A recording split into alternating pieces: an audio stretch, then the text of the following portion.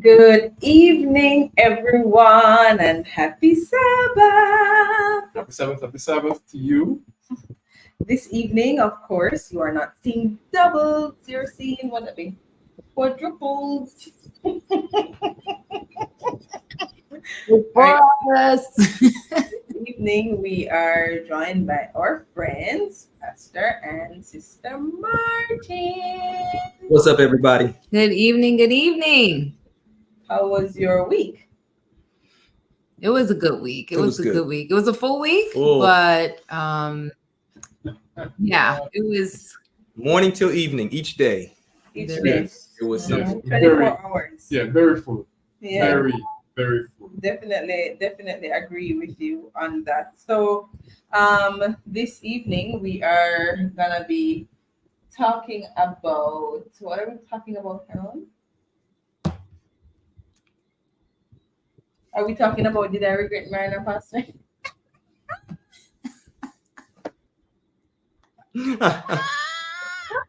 Every week without fail. It works for our Without time. fail. Without fail. Alright, so we're balancing. We're balancing things. Mhm. We want to flow. So how do we do it? With this wonderful pastoral call. Yeah. How do you keep everything 100? Help us, Lord. All right, so before we get into that, probably Ella and Pastor Martin can tell us how long have you guys been in ministry?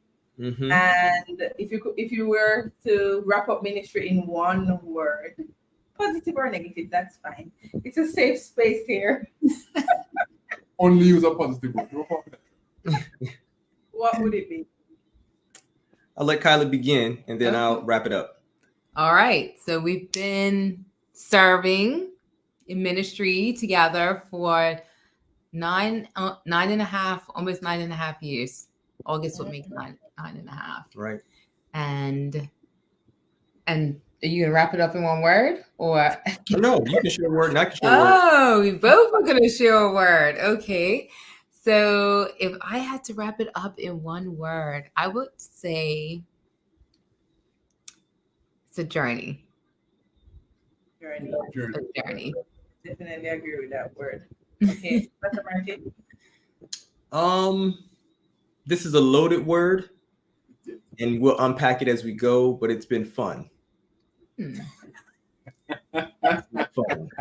All right, it's been fun. It's been Yeah, fun. that's a good All word. right, That's a good word. That's a good word. we are a little over 2 years.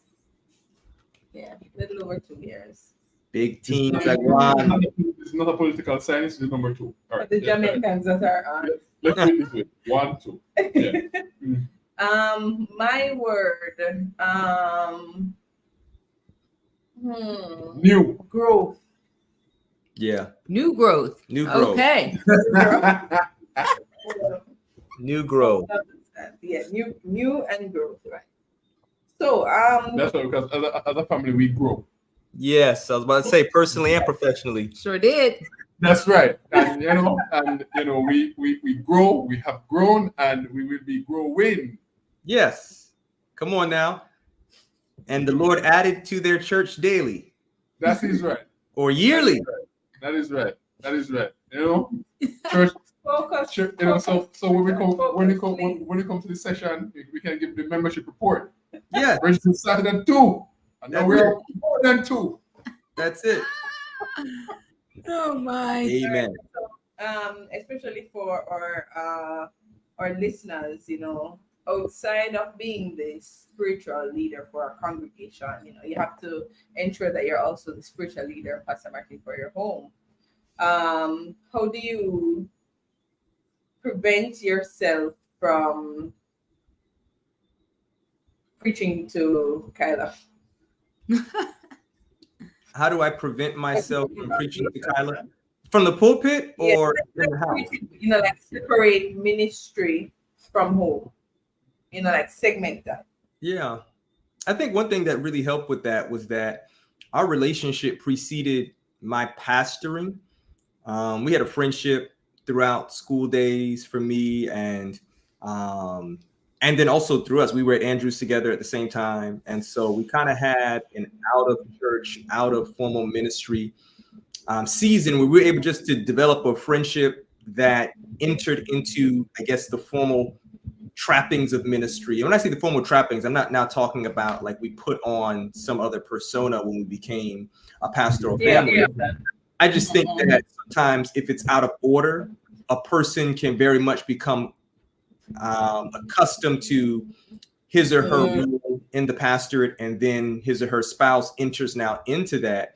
And the switch, if there's a switch to be made, can be difficult to make. And so, no, I don't preach at her or, I mean, in terms of to her, it's just like to everyone in the congregation. So my hope is that she is blessed, that she receives a word from God, that she's able to find herself in the messaging. And so in some sense, in a greater sense, really, you know, this is my most important pastoral responsibility, which is my own home. Now, when it comes to in the house, I do have to be mindful that I'm not giving, you know, 3 points in an appeal when I'm trying to make a case. You know what I'm saying? About what's going on. Too much. So the sermonic framework does not necessarily have to be Does not the translate. case. But I do have to pull some amens out of her. Like, are we on the same page? You understand? Give me an amen. Amen. All right, Aaron. You know, life is a real thing. Life is everything. You know, we're going in these different spheres, and you know, when you are, well, the pastor, I think they always have some form of duty. But then you have to remember that you are a follower of Christ first. You know, husband, father, you rule in the home. You know, then church and all that demands. And you know, even when it is not church time, quote unquote, it's still home time, family time. So we have to remember that. And I think pastors are in a difficult position because they get to see a fuller range of the pastor than everybody else. You know, get to see when the pastor is a bit goofy. It's when the pastor is tired, when the pastor don't pay attention, not listening. You know, when the pastor is is upset, very angry. A lot indifferent, confused, perplexed, and so it's a fuller range than what the members will see. And then I find for myself, I remember that Chantal we were friends before, right? We will be friends after. And we have to keep that friendship going. Yeah. Keep that friendship going. And even that friendship, she's my wife before she's my church sister. And, She said it ain't none of that. Okay. We're members of the same church, but she's my wife before that, and I find that real people deal with each other as real individuals, very unfiltered, very young. We had a little joke the other day. A joke the other day where in terms of our conversations, So they were misinterpreted. If the Virgin hear us talking to each other a certain way, it's like they don't get it. But but we find it very fun. We find it very fun because we deal with each other at that level. Everyone deal very rough. Anybody that? A dream I make. All right, so now that we've set that foundation, Brandy. Happy Sabbath, Brandy. Happy Sabbath, Brandy. Happy Sabbath, Brandy. Welcome. What are some misconceptions that you think like church members have of a pastoral couple? So, I mean, I think we can answer that broadly.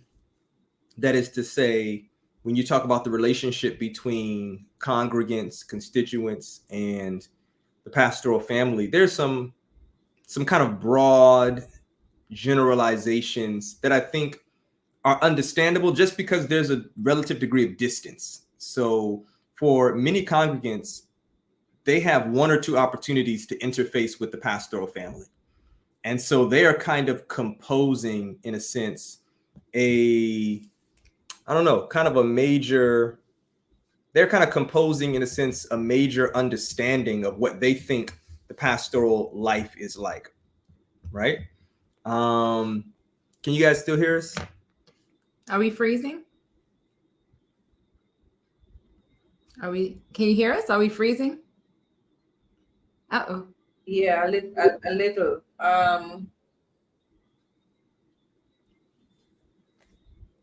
Or there may be a bit of a delay. Check 1, 2. Can you guys hear us? We got you. Can you hear us? Oh, Yeah. yeah, we are back. We're back? Okay. Somebody's saying loud and clear. Okay. Mhm. Okay, so yeah, like folks in chat, just help matter the quality as well. Yeah, if you're Okay. hearing us or the internet is not flowing. Right, Pastor. So continue. Sure. Yeah, so I just think that from a quantitative standpoint, like one of the things that we've learned over the years is on some level you're giving congregants grace because they're having to kind of put together a picture of your family based on really what adds up to be, 3 to 5 hours a week. When you think about your Tuesday, Wednesday Bible study, prayer meetings, and your Sabbath services, depending on the context, it may be a bit longer, maybe a bit shorter. Maybe your leadership team may have a little bit more time with you when you rack up meetings and whatnot. And so when that's the case, I mean, you really can't build a full picture. And so sometimes based on the office or based on the idea and ideals of a pastoral family, you kind of can fill in those gaps to make them seem like, they live high on the hill in an ivory tower and they're so far away, kind of like the pedestal position. So since that's kind of an overarching case, sometimes across the board, no matter what context you're in, man, there are a lot of misconceptions. I mean, they can feel as though, like pastors don't wear jeans or t-shirts, like, the amount of times we'll see each other in the common spaces of life. And it's like, Pastor, I almost didn't recognize you. And this may be like the next day. And you're saying, I was just in church Sabbath. What do you mean you didn't recognize me? Well, without the, and so there's this idea that, we may dress in a certain way all the time in every setting, right? Or when it comes For to, sure. like diet and health. Now, yes, we do speak about the ideals of health and messaging, but if we talk about how much we enjoy a bag of chips or like ginger beer, which is a popular soda here and there, it's like, oh, you drink ginger beer? It's like, oh, so there can kind of be some misconceptions. Yeah, when it comes to Tomorrow.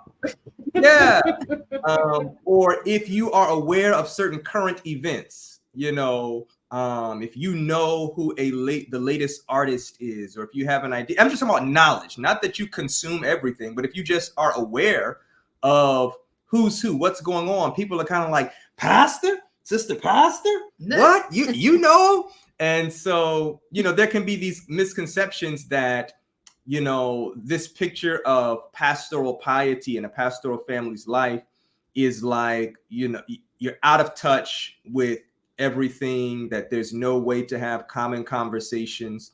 And those are some things that I've just learned and seen over time that, like I said, that's why I began as I began. Some of it's just the backdrop of a limited opportunity to kind of interface over an extended period of time. Like congregants don't have the opportunity to know us based on the same frequency of interaction, like our siblings, like our parents, you know what I mean? Or even close pre-pastoral friends who had more time with you on a day-to-day basis in college and whatnot.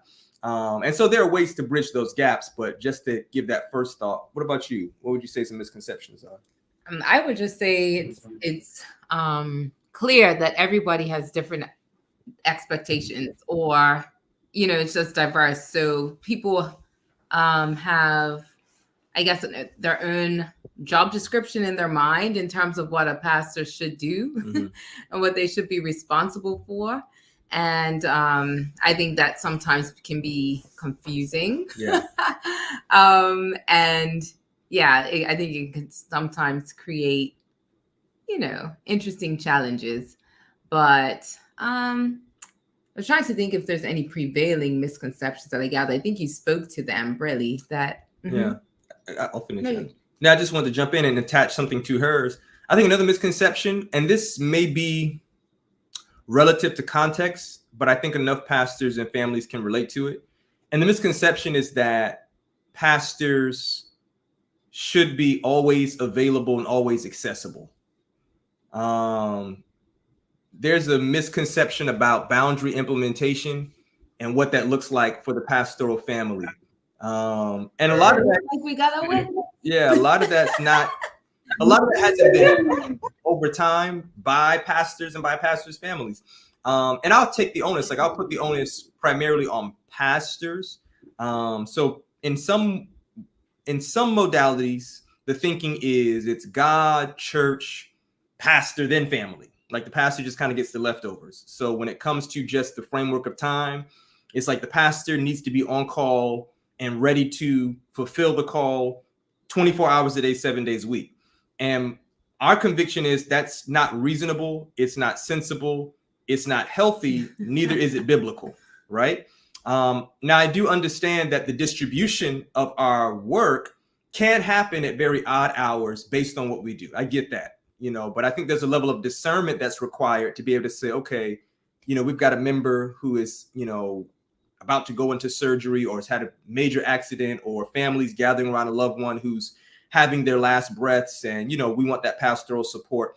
I get that. There's a discerning call to say it's 11:30 at night, we need to go. But I think that to have it as an expectation, Right. that's where I feel like there's a problem, because that only sets up the pastoral family not to be as much of the picture of health as they'll need to be to draw upon to minister to the people. So that's a misconception. Just availability, accessibility. Like if a pastor doesn't pick up the phone call, it's like World War III. You didn't. I called you. I called you. Never mind. I see your name on my cell phone screen. I know that you called me. You didn't leave a message. I don't know what you're calling about.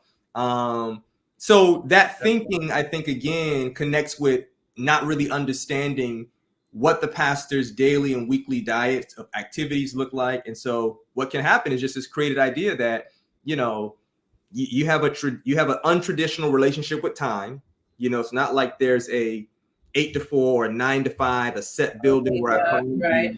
And so because of that, you just should be always available. And I can text you at 3 a.m. or call you at midnight. And there must be a response. Must be a response. And so that's a misconception that I think that there's a way to, with health and sensitivity, kind of grow and train your local congregation. Now, you don't have to change the world, but just in terms of those that are under your purview, to kind of start with your leaders and develop an understanding of, here's how our communication patterns are going to go. You kind of let them know, here's my hierarchy, right? And I know that you might have become accustomed to something else, or there are other pastors' families who they may have their own. That's my conviction. Like each home has to kind of have their own understanding. I think there is a framework that should be universal, but, I can't control that. And so we just have to communicate to our congregants and say, here's date night. Here's kind of what our practices are when it comes to our anniversary. Here's what you can expect on holidays. Here are my communication patterns. You know what I mean? Here's what I'm asking of you. Leave a message. Feel free to send a text message. Here's my commitment. I'll get back to you within this amount of time. Those types of things, so that it's not just a blind expectation on my part that they should just get it, but we kind of come alongside one another to say, okay, here's what we have come to know about one another. Sorry, that's kind of a hobby horse of mine. No, that was solid, and you definitely touched some points that Harold and I have discussed prior to making the greatest thing is being disappointed with unexpected what do you call it now? I guess when you have the wrong expectation, right, of something, and then result for disappointment. Yeah, for sure. What I've experienced for the district that we're at, the majority of members do understand that there is a little limit, and so they try not to call too late or around, so they know that it's it's birthday in the house, so they sort of expect that, all right, we'll just give pastor and pastor and secretary some a little time. Yeah. At the time. And we have had those emergency calls and so on, and I let my members know, I can be reached. This is the email address. This is the phone number. You can send a WhatsApp and so on. And if a call is a missed call, I generally try to return it as much as I'm able to. But then we have to. I find as well, it's a bad taste in the mouth when we're dealing with some members who demonstrate unwillingness to understand. Yeah. So life happens, and know that not our family has grown. So there's an even greater demand on pastor's time, and I think most people realize that that the little man now is ahead of the line at all times. Yeah. Right. So he's at the front of the line so wherever they are in the line, he's in front of them. He's in front. So some have realized it, and there's a understanding where that is concerned, and there's just sometimes you have to deal with the family. With family. I guess here in Jamaica, we have heard it being said that it is God Family Church. Right? That is what is shared in the past. God Family Church. My mouth is going to put me in trouble because oftentimes, the same folks who say that forget it. But that's another discussion for another time. You have to say, as a pastor, you remember. Yeah. Always. That's it. Where the priority lies. But the unmet the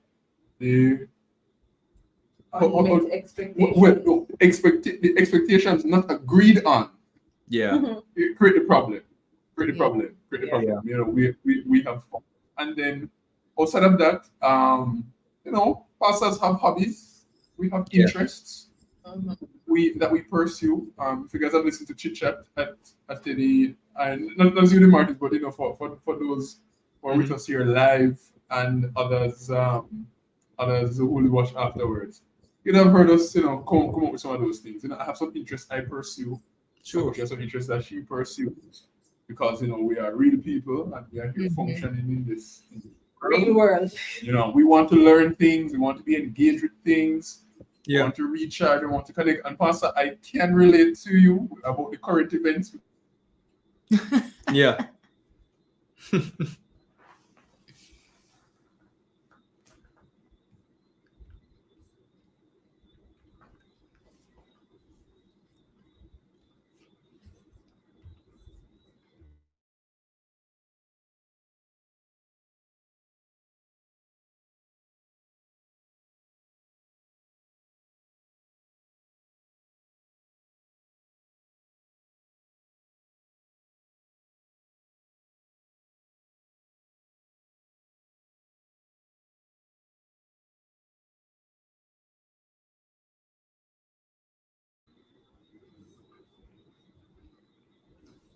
I think we're live. To our Chit Chat with the Guthries family tonight. What's up, Nessa? If you can hear us, let us know, Brandy. So what was being said is that at times, as a pastoral family, it's very easy for people to realize or not realize that you actually have hobbies. Yeah. That you're good at sports, that you enjoy anything from gardening to a good joke. If you have a sense of humor. So what do you think has been instrumental in helping to kind of close that gap between people's assumptions or expectations or even just the unknowns? What do you think over the years for us has been helpful to allow people to understand a little bit more about what it means to be two individuals, in our case, young adults, especially when we first started almost 10 years ago, younger adults. And because I just want to say this, like we own the fact that being a pastoral family is different in the framework of sociology, right? That it does come with a sense of assumptions, expectations, but then I want to say it does come also with just some responsibilities that are different and that are unique. And a lot of those things have some biblical foundation to it, some ideology to it. Welcome back. Welcome back. And So nice to have you. We were carrying the load until you came back. We looked out. We heard you. That was good. That was good. That was good. We have the right guests on this. Yeah. It's good. And it wasn't just us. It wasn't just us. It was our chit chat with the Guthries chat. They were right there with us. They said, "Let's go." Let us know. We weren't sure if we were just not hearing. We were just not hearing you, but Right. they gave us the word. So. That's right, Alicia. We were balancing. We were balancing. That's right. Yeah. That's right. Yeah. Hey man, little man might have been calling. You guys need to go get And it. chat fam, if we were to do an audit right now, we'd have to book the Martins way up to the high tempo. Come on But now. that's only for chat fam. Only chat fam will get that one. Okay. Sounds like a good thing.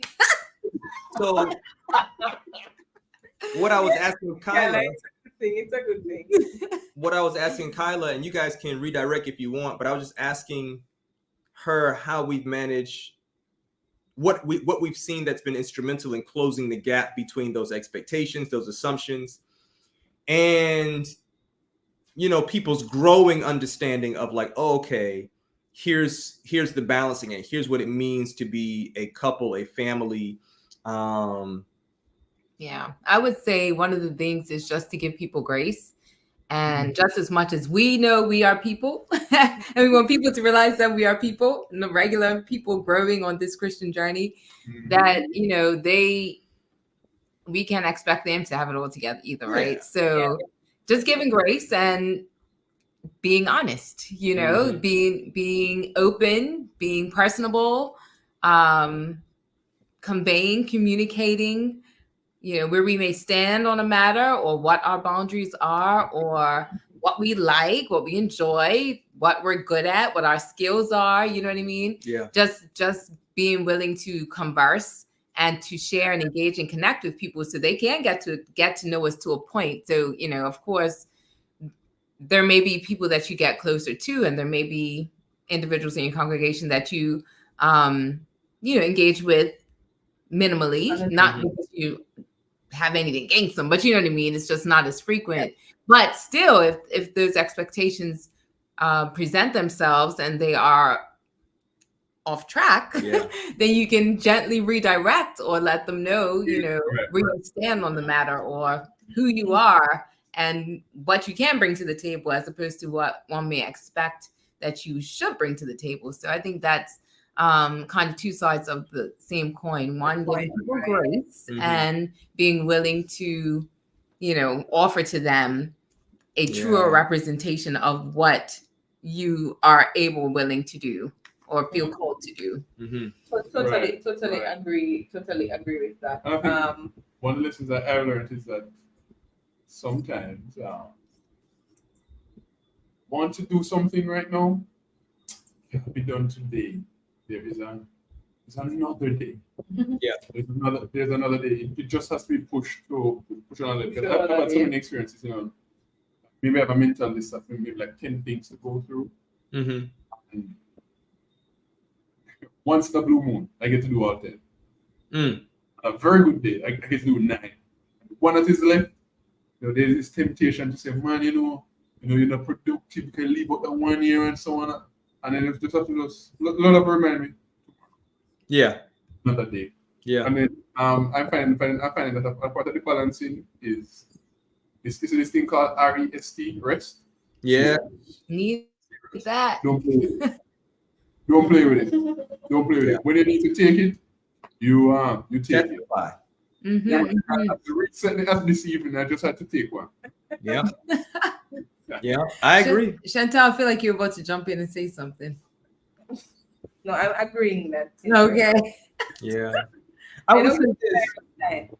Don't know about nobody else. Don't play with it. Yeah. I like how Harold mentioned rest, because and I'm of course we'll put in the description Pastor Martin, more Pastor Martin. And he's not really on social media that much, but Pastor Martin. Not much, Pastor. No, well, you have been promoting your book. Thank you. Most definitely. But yeah, mostly on my page, I just share. He posts, I repost. You know. Yeah. Oh, yes. Add to story. Yes. Add to story. Somebody might not hard, that's all right. So, Pastor, recently on your socials, you've been You're very big on reset. reset. So, tell us a little bit about that. And did this come outside of pastoral ministry, or was it, something else? Yeah. What was the inspiration? Talk to us a little bit about that. Yeah, so it was outside of pastoral ministry from the standpoint of I just recognized in the first quarter of the year that there were just a lot of things that were on my pastoral plate that kind of made the scheduling aspect of life a little bit weighty. So from a number of funerals that we had to officiate to just kind of managing the assimilation of a new leadership team on the local front, some dynamics professionally that were going on. And so literally like in the first quarter of the year, I just had this sense that something was going to need to shift. And so for me, what that began as was a 40-day digital declutter. And I was reading this book called Digital Decluttering or Digital Minimalism.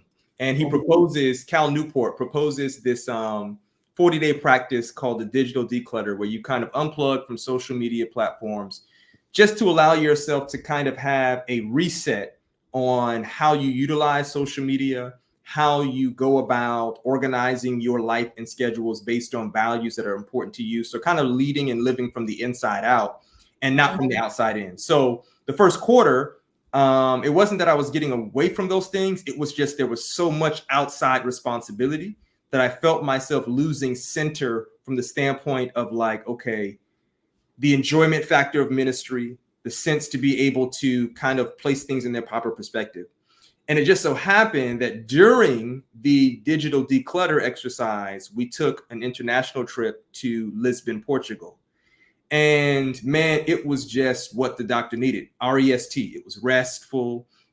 We had a chance to kind of get away from it all and be in an environment where we literally were able to kind of reset the tone, give some vision casting for how we wanted the rest of the year to go, kind of begin to speak about some of the personal achievements that we wanted to pursue when it comes to what things we want to try on the church front, when it came to putting energy behind Kyla's book, when it come to just our own personal family vision and mission and what that would look like in a very practical way.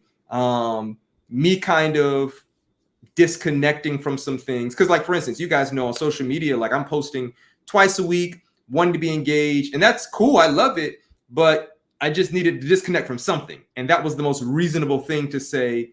Let's put that responsibility on hold for about 40 days so you can reset and kind of get back in touch with some areas of your life that, now will give you a chance to come back with a bit of freshness. And so during those 40 days, man, I had a lot of time just to think and pray. We implemented some fasting exercise. I mean, really just trying to unplug, to kind of fill in the gaps with some areas to say, we want to come together and be praying specifically about certain things as a family. We want to start, kind of shifting the tone and the atmosphere. And so that's the backdrop. It really started from a very busy, very weighty first quarter of the year that I just knew for me personally, like I just need a reset in order to kind of lean into the remaining 9 months of the year with some renewed energy, with some renewed vision and a sense of now I'm able to make a contribution at my highest level.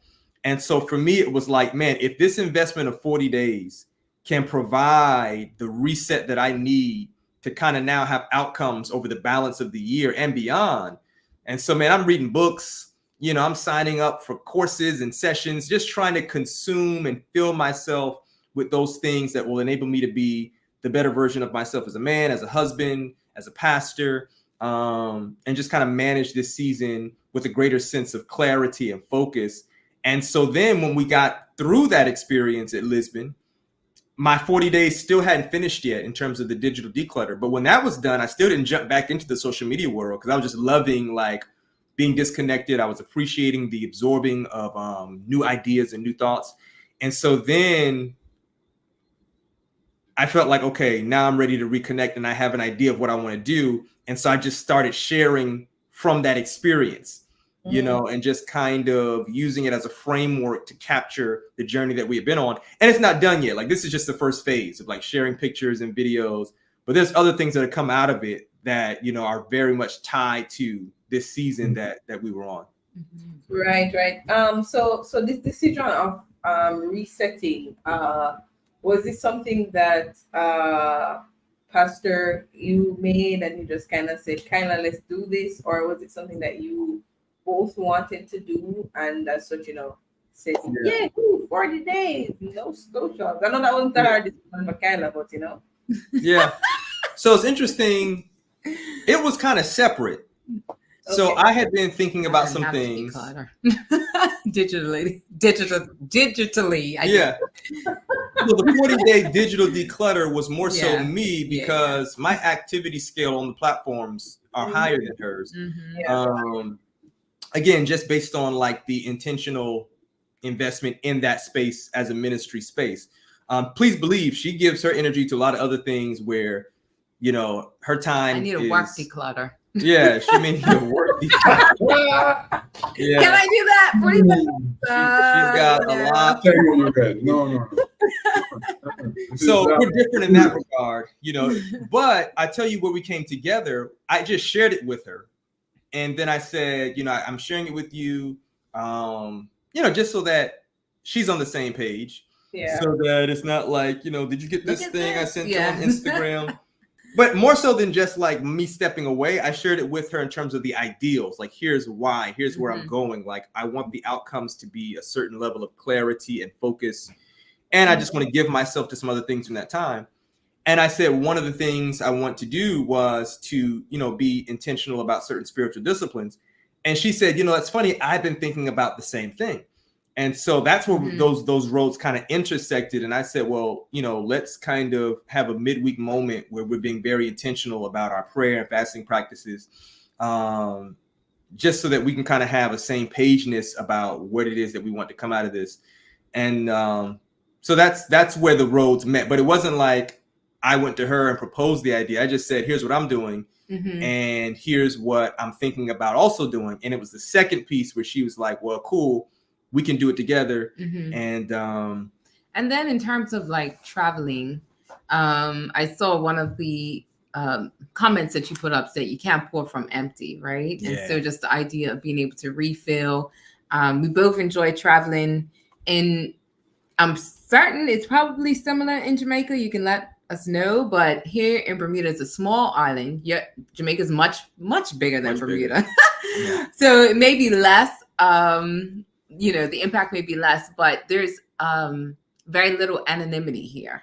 So you can't, there's not too many places where you can go and not be known, and, you know, or not run into people who know you. Me, I grew up here, so people who know me just period. And then people that may have been introduced to him through our church, through a funeral that he did, and he doesn't even know who's in the congregation, where he might have spoken somewhere, you know, was interviewed, whatever, right? So seen everywhere, and people know who he is. And so it's just going to the grocery store, going to the beach, or, you know, wherever. Somebody's bound to know you. You're bound to have a conversation. You know what I mean? So being able to get away is an opportunity to just be. And so Lisbon to the rescue. Yes. Lisbon to the rescue. Yeah, so it was just, you know, thinking about that, knowing how that is essential for him. We were thinking of potential travel, and I was like, well, what about this? And so I was glad that we were able to make that happen. And it was a moment of refill. I mean, just to tie it into the whole idea of pastoral families and balance, like I think any couple, any set of spouses will be able to say, you can tell when your spouse is like, their spirit is drained. You know what I mean? When it's like they're overwhelmed, or they're frustrated, or they're unhappy, or they're, you know, burdened. And it's just like there needs to be a shift. Something else has to be interjected and introduced here. Otherwise, you know what I mean? It's just, you said what? Can collect an offering from this congregation. you can feel it, Yeah. and it's, you want your spouse to be joyful and to like be able to really lean Yeah. into their calling and like give it their all. But when they are when their spirit is drained and it's like, they're trying to pour from empty, it's just not fun. It's not, the journey is bumpy. Like, we want to smooth ride if we can. And so just being mindful of, how, each of us are experiencing certain seasons, and in starting joy filling, refueling experiences to break it up and to help to kind of, like you said, come back to center or ground yourself again. Find that, you know what I mean? It's so important. So as you were talking, I can definitely agree with everything that you're saying. But when I think about the dynamics between ministry in Jamaica versus ministry in Bermuda, because correct me if I'm wrong, you have one church, right? That's a difference. We have 4. Lord have mercy. Yeah. I don't even understand, bro. So like you just imagine dealing with just one quarter, as in like just one roster, to develop that time where you can actually go versus having to look on 4 rosters, 4 churches with funerals, 4 everything. It's like, it's really, I don't want to say harder, or probably should say more difficult. It allows for you have to be more intentional with actually taking that risk. And as we rightly said earlier, it's important for the pastoral couples to communicate these things to the congregation, so that us don't feel like the pastor can just go on and on and on and on and on. But then for you guys and being in ministry, we came out of a series recently. During the last week of the series, we came out of a 5 weeks series. Yeah. 5 Sabbath. It was 5 Sabbaths, and it's Sabbath number 4. 4. So number 4. Well, from the Thursday, lead them Sabbath number 4. Something was just off. Something was just off. You start to cough and sniffles and the fourth Sabbath, I just had to just. No, don't say it like that. He was forced. That's what it really was. I just had to park the bus. Just had to park the bus. And go again. Yeah, let me tell you. Let me interject and tell me if he made the decision, Richard and Kyla, right? Yeah. The Friday night, you see, what is it? Friday night, he was certainly forced. Thank you, Roxanne. The Friday night, I was saying we don't have to go live that night because we were on a season break, and for the season break we said that we're gonna go live until the recordings are ready for season 3. So this particular night, Let me go, family. Let me go. Let me go. I feel like we can, just don't go live. No, we have to go live because YouTube analytics, blah, blah, blah, whatever. And we said, okay. We pushed through and we went live. And for all the persons who were live that night, everyone had on a hoodie jacket. He was drinking a tea for the whole time. Yep. Somebody even said in the comment that Harold I go drink out the whole episode. And then after, like, he was out. Yeah. Fever, cold sweat. We had to go to the doctor. We had to get a doctor consultation that same night. And in the morning, the doctor sent us to do labs. Okay. And my husband, after we come from the labs, do you think we can go to the tent? I was like, which tent? Right. We could put a tent over this bed. So no, it didn't. Even though we did end up there in the evening. Thanks to tell. Look, they said his nose was running. Yeah. But he was out of it. Oh man. But yeah, so what I was saying now is that that was a commercial break ad up. Yeah. So how do you ensure that being intentional, and not only as a pastoral couple, because in interacting with other persons who are married, persons who are married to doctors, persons who are married to persons in the lawyers, justice courts, criminal, what they call them, criminal security services, right? Yeah. Like, how do you? Give me reference to producer is mad. How do you ensure that as a couple, you are balancing both of each other and being intentional with actually having a reset moment? Yeah, I think it's communication and or some butt up sometimes. Say it again. Or some butt up. Communicate. Yes, definitely. Oh, sorry, that was a Jamaican. Bad up, as in like to force the person. Some tough love. Yeah. Yeah. Break it down. And no, sometimes that does happen. So I think communication on the basic level of just trying to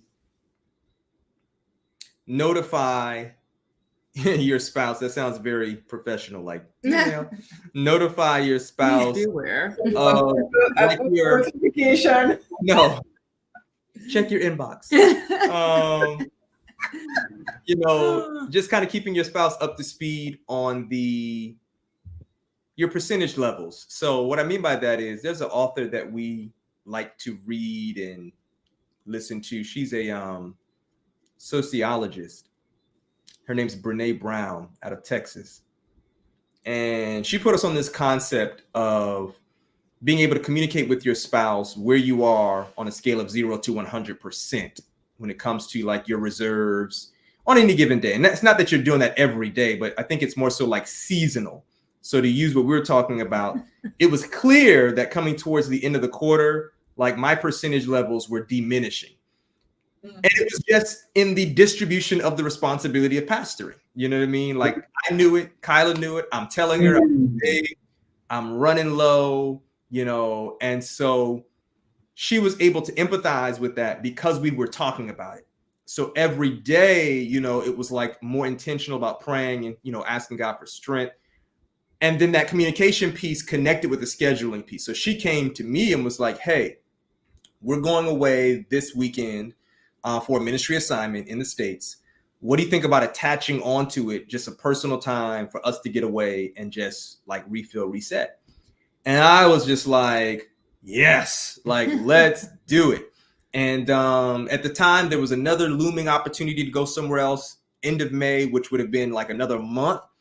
But the Lord knew what we needed, and that didn't work out. It was like, no, you need to go now. Like when you go away to speak, do that, but then go away so that you guys can kind of top up.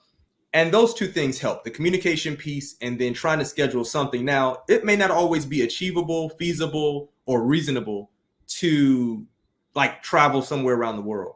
Right. But I think it is necessary to be intentional about trying to find what that looks like. And if you can do it in day-type compartments, if you can do it in a week, if you can do it on a weekend, or if you can travel and get away, fine.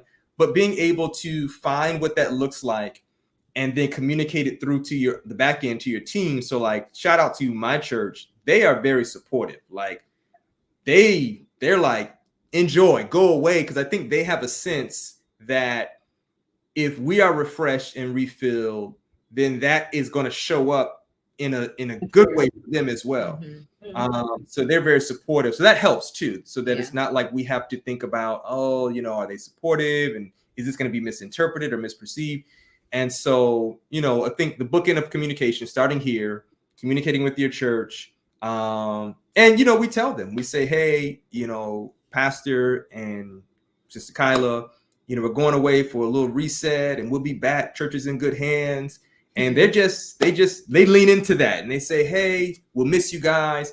And then when we get back, they endear themselves to us. They're like, how was it? Did you enjoy? You're looking good. You look fresh. And that also, and then the blessing is you come back with ideas, your inspirations back up, you create, those types of things. So they're able to see like, okay, give, reset. And so that would be my encouragement. Like, don't wait until a crisis moment, comes. And it's hard to always detect that. Like nobody didn't plan to like wind ourselves down to sickness or anything like that. But sometimes it happens. So if you can kind of say, all right, the reality is the nature of our work does demand a lot of us emotionally, time-wise. I mean, just spiritual currency, influence, always being on that, it's draining. So try to find ways, like I said, in day-type compartments, what in the upcoming week kind of looks like a reset opportunity. So Kyla also said this. Now, this was something going back, Chantel, to like who introduces what. So she introduced something for herself maybe about 4 or 5 months ago, where she just wanted to, she was noticing we live on this beautiful island like you all, and it's easy to just get so caught up in work declutter, she needs one, that she wasn't seeing the water. Like she wasn't going to the beach. It was just home, grocery store, church, like buildings. And we live on an island. So she was like, you know what? I'm going to be intentional about going to see water. Was it every day? It was. Yeah, it started like every day I'm going to go see water. So that was her way of introducing a reset moment in day-type compartments. Like it doesn't have to be long, 5 to 7 minutes. And so if she had to walk there, she'd walk. If she drove there, she would drive. And so I think that that's something that we would propose to people, whether you're a pastoral family or not. Even if you're not married, just finding ways to say, where in this day can I intentionally set aside time to recognize I'm a limited human being. I don't have endless energy, endless bandwidth, and my body needs somewhere to connect, to repower, and communicate that to who you need to communicate it to. There can be accountability and understanding. I like how you nicely package that, and everything that you said all comes back down to communication, either communicating to your spouse, communicating to the people that you work with, communicating to your family, just communicating and listen when everybody communicating with and listen when your body's communicating as well. We did say we'd be talking for 45 minutes, but Kyla, we did say that the gentleman would carry us over. We did. Yes. We did. Can't help it. True. All right, so you guys have any final thoughts? Or anybody has any questions that you would like to ask Pastor and Sister Martin? Send us some questions. The Guthries. I mean, no, this is all the time. It's fair game. It's fair game. Yeah, man. Yeah, I'm interested. I'm looking forward to getting some questions from the Chit Chat fam. And let me just say this while they're asking questions. I'm so thankful for this platform, this space that you all have created. I think it's necessary to engage with your audience. I think it's a healthy option on a Friday evening where people are winding down and resting and resetting, to just be able to come and dialogue. And I think this also serves as a bridge, believe it or not, to kind of having a maybe more human sense of what it is to be, a pastoral couple. That has a sense of the times, but also, like, for instance, because you all are a pastoral family, it doesn't mean like you don't get tired as parents. You know what I mean? Like that happens. And so for you guys to invest this time where you could be asleep or otherwise, I just want to affirm you all, because it goes a long way. Not just during the lives, when people can go back and listen to it and share it. It can kind of be just the timeliness that people need. Yeah, for sure. Amen. Thank you, Pastor. Somebody who met you when you came to NCU. What's up? Hi. Yes, we're in Bermuda now. Yeah. Yeah. Mm-hmm. Having fun. Speaking of fun, that's what I meant when I said it's a loaded term. So it's been a lot of things, but fun just from the standpoint of it's an adventure. Like pastoring is fun, kind of like exploring is fun for the adventurer, like who doesn't know right. what's around the corner, or just what growth opportunities are there. You're constantly getting stories. We have the luxury, and I do genuinely believe it's a luxury, of coming alongside people throughout the spectrum of life. from birth till death, there's some pastoral connection. And to me, that's not only a privilege, but it has its own type of fun to it, just because there's a level of unknown. And my temperament leans towards spontaneity anyway. So I kind of find fun in like, man, could you believe that? Did that actually happen? Wow. So by God's grace, I can say that all in all, like obviously ministry has its stressors and it comes with some moments that are not good. But in the main, over 9.5 years, I mean, there've just been moments where I'm just jaw drop open. Like, can you believe that? Like, we have the chance to have friends in different parts of the world. To me, that's fun. That's like, man, like we can pick up our phones and text message Jamaica. We can WhatsApp South Africa. We can hit up Canada, anywhere, and just know that there are like-minded believers, young people who are on the path. And that's been fun for me. All right, so we have a question. In the church, overwork is often lauded as commitment to God. Where do you think would be a strong starting place to tackle this? I would start with Genesis. Personally. Yeah. Unpack it. Break it down. 7 days. She didn't do everything at once. I'm telling you. Good. Yeah, the Lord spread out his work. You could have done it all in one day. Hey, but and then he gave us, and he also gave us rest. Also, I mean, Scott. but wait, there's more. But wait, there's more. Take it away. And rest. Yeah, no, that's good. But no, go ahead, Rich. No, I was like, That's a serious answer. Yeah, man, but that's a serious answer. Separate and apart from analyzing Genesis and the 6 days where he worked and didn't do everything one time and then he rested. I think people, I'm not gonna say church members, I'm gonna say people, because even like in the workspace, I think like we are afraid of the word no, not now, maybe later. I'm not able to ask someone else. All those phrases, like we always feel like it's me don't know, but productivity. We have to productivity. No, but suppose this task would be better accomplished asking someone else, or so when it's at the like, or there are times when I'm at work when I have to tell somebody, say, tomorrow morning I look on this when I have a fresh mind. At this point, my mind is on going to my yard. Yeah. And I can't read this right now. I can't do this right now. Productivity. So tomorrow, not dead. It's not an emergency. All that. Yeah. And then we have to remember, my mom will get me in trouble. Church work and the work of the Lord are not necessarily the same. Yeah. We have to remember that. Yeah. I think, be clear.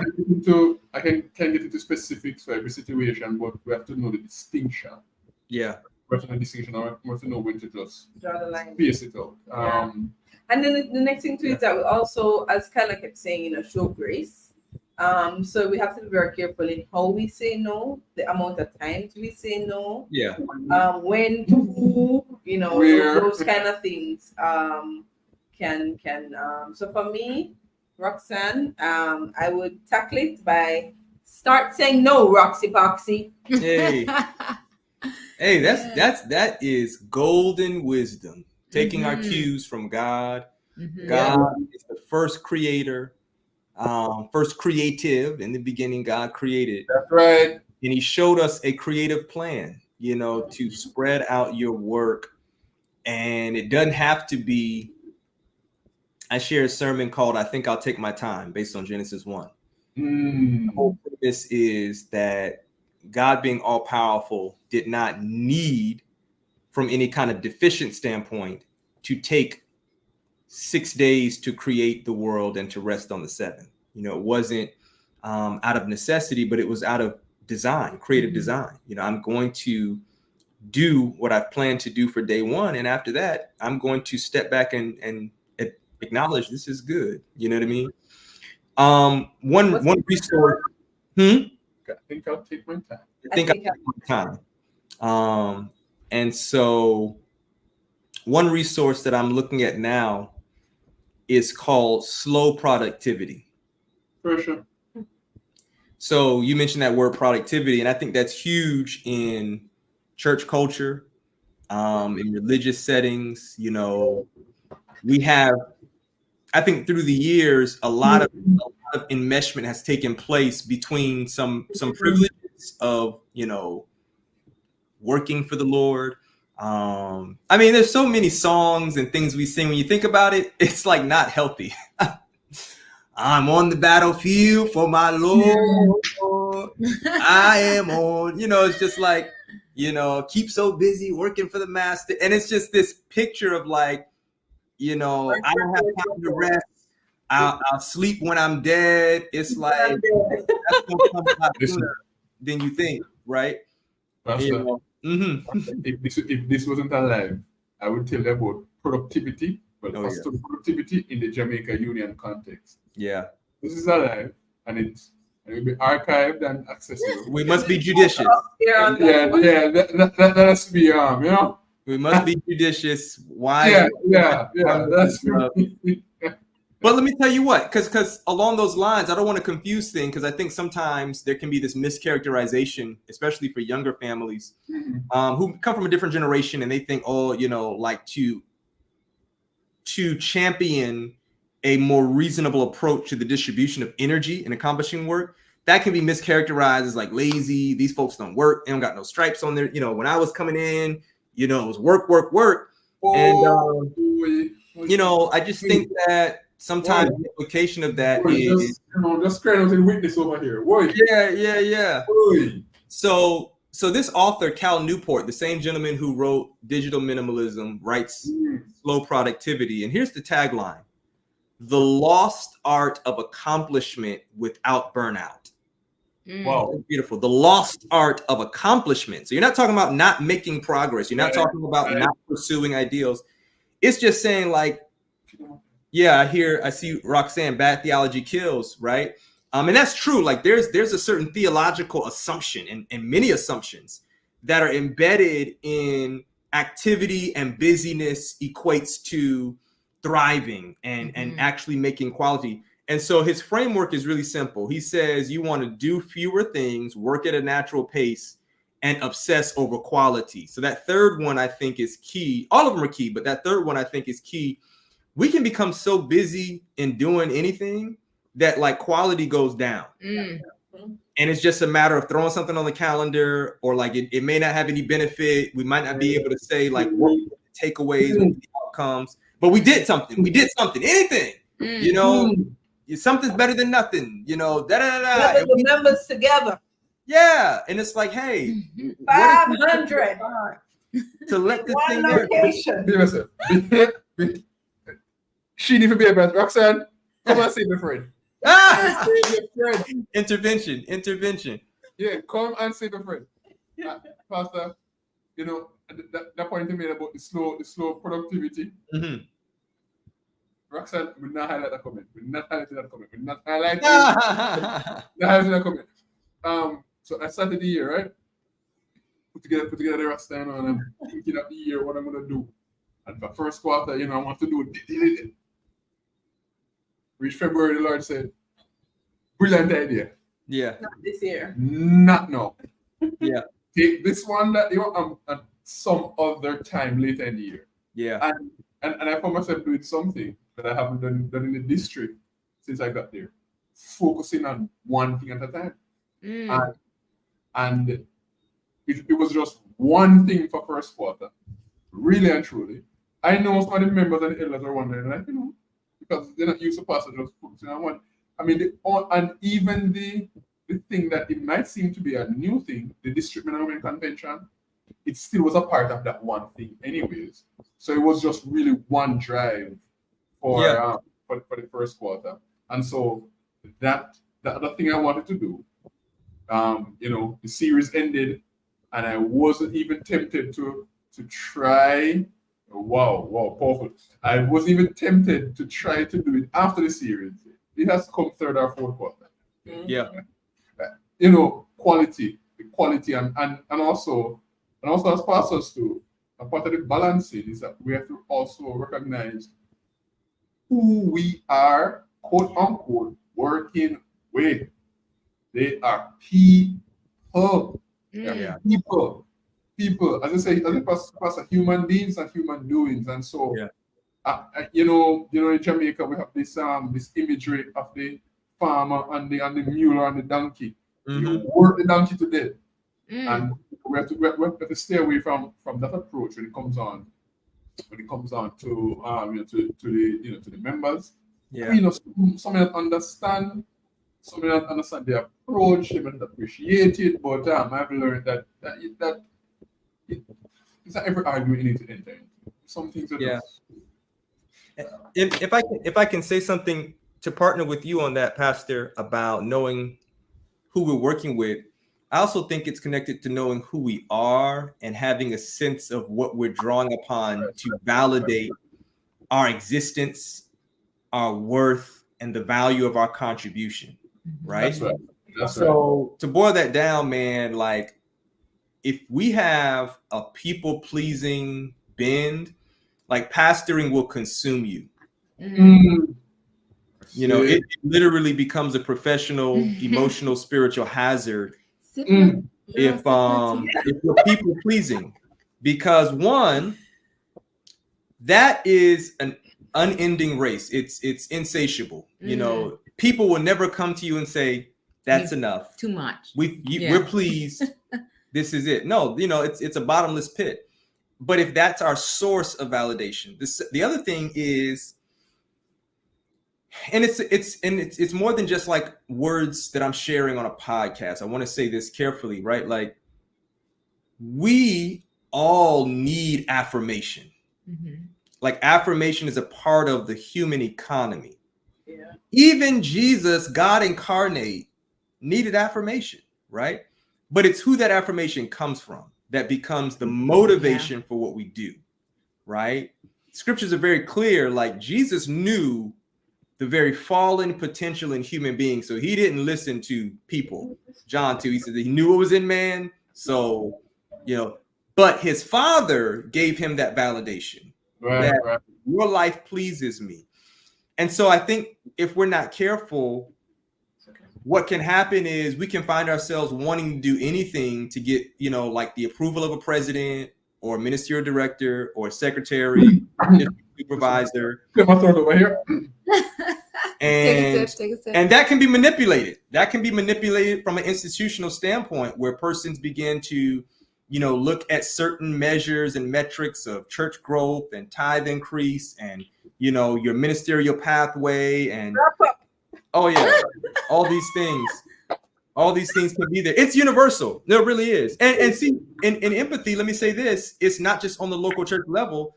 Like presidents themselves get caught up in trying to please union man, and the union man can try to please the division man. And the division man can be trying to sit at the feet of the GC man and women and all that kind of stuff. And it's just this cycle where, you know, you got grown people, 40, 50, 60 years old, trying to please the next person. And families have been sacrificed. True dreams and visions have been sacrificed. You find yourself working out of your own armor, trying to do stuff that don't give you joy or life. Ooh, that phrase. Wow. That phrase. Sometimes you never even get a good job. It's like, when's the next one? You know what I'm saying? So I think that knowing word is resonating with me. Allow me to let it loose. Wow. No, knowing whose affirmation matters the most to me. And I'm testifying because, again, early in our time, like I was so frightened to like be away from the church, like for successive weekends. It was like, you know, if we go away, we got to go away for a weekend. We got to get back. And I wouldn't even consider myself to be that guy of like, I'm so like on the church. I thought that, you know, but man, I've had to learn like, yo, this church is going to be all right. And I'm not throwing the church into the bus. I'm saying we're not Superman, Superwoman, right? Like this doesn't even model healthy living to our members. If they can't see us take a break and say, hey, what's the point of us spending in an ordinary amount of time developing leaders if we can never be a way to let them lead? Jethro comes to Moses and he says, Moses, what you're doing is not healthy. It's not healthy, it's not helpful, and it's not sustainable. And so here's a different way of going about it.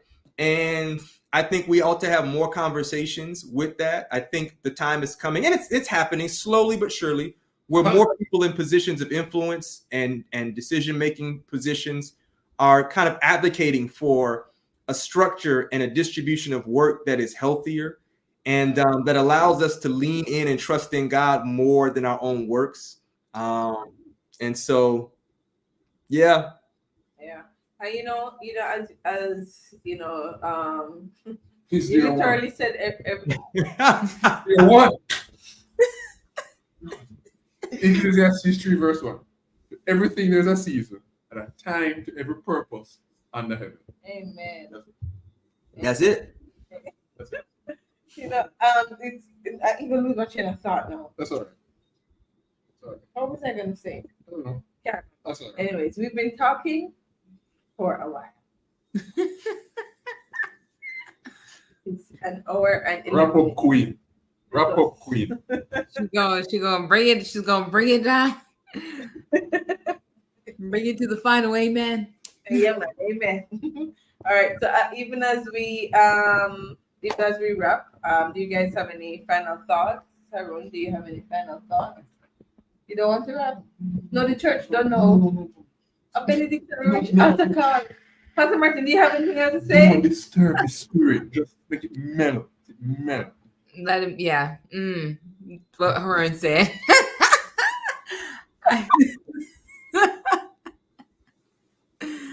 Oh man. So you guys know that you have to come back. The people have spoken. Let's do it. People have spoken. The people have spoken. The people have spoken. We're game. We're game.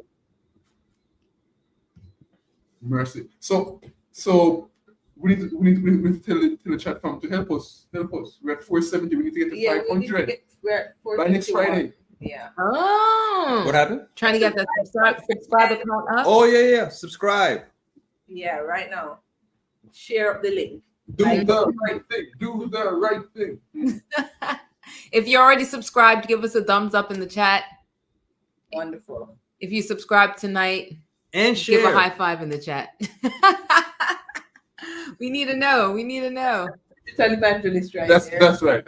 Like the live, comment, share it, send around. Somebody can be blessed by tonight's real conversation. And even if you're not a pastoral couple, but you're just a human just like us, it's important for you to acknowledge when it is that it's time for you to take a reset. Yeah.